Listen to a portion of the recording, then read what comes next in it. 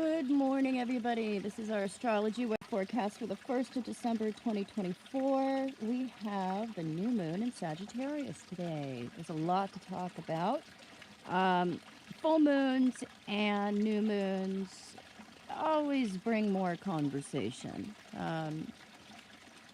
because we are looking at the meeting or the culmination between the two major forces in our cells and in our apparent reality. So the new moon in Sagittarius brings hope, optimism, rebirth, new beginnings, and it is close enough to be considered conjunct to retrograde Mercury. So we have a few things here when it comes to redirection, and that puts us more in the flow. Jupiter, Sagittarius, ninth house. This is very much about happiness, optimism, hope. What gives us a reason to look forward to something. And so we are sowing some seeds of expansion, happiness. This is nice because we've had some rough lunation cycles this year. We've had some very hardcore aspects involved in our lunation cycles. And we have some aspects here that can, bring some complexity but ease ultimately when it comes to ironing things out. Because retrograde Mercury encourages us to take another look, to have another conversation, to go back and look at things again and get a better understanding.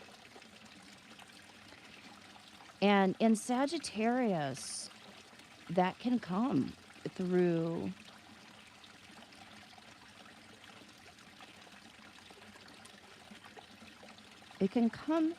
extending ourselves,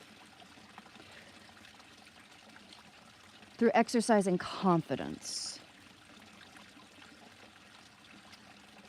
not getting caught up in overthinking or rumination.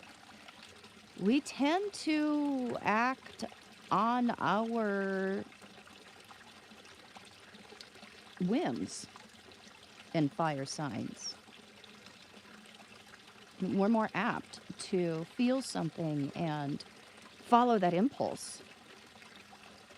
And there's a nice trine from Mercury to Chiron, which is really interesting because it's there today at this new moon, and then it's going to be there on the 30th. I think it's the 30th that we have the next new moon. Mercury will be direct and will be forming a trine again at that time. So it brings this willingness to be vulnerable. It brings an ease of sharing ourselves, of putting our heads together, combining talents and efforts, finding the kinds of information, gurus, teachers, even new paradigms that don't require a lot of effort. Trines are effortless.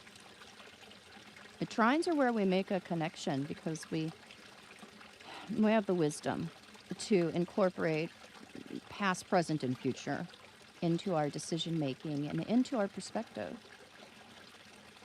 So there's a lot of positivity. We plant positive seeds. This particular lunation cycle, they can lead to paradigm shifts. It can lead to opening our minds and an ensuing crisis of faith that isn't likely to happen right away. But when we start to ask the big questions, when we let our minds wander, sometimes that can break a mental construct or a principle of morality that we have really used as a guiding light. And our light might go out for a while because we might not know what's true or what to believe, but it gives us a chance to develop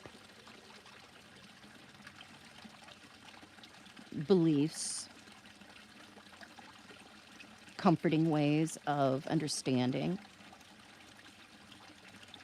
our reality in ways that are more true.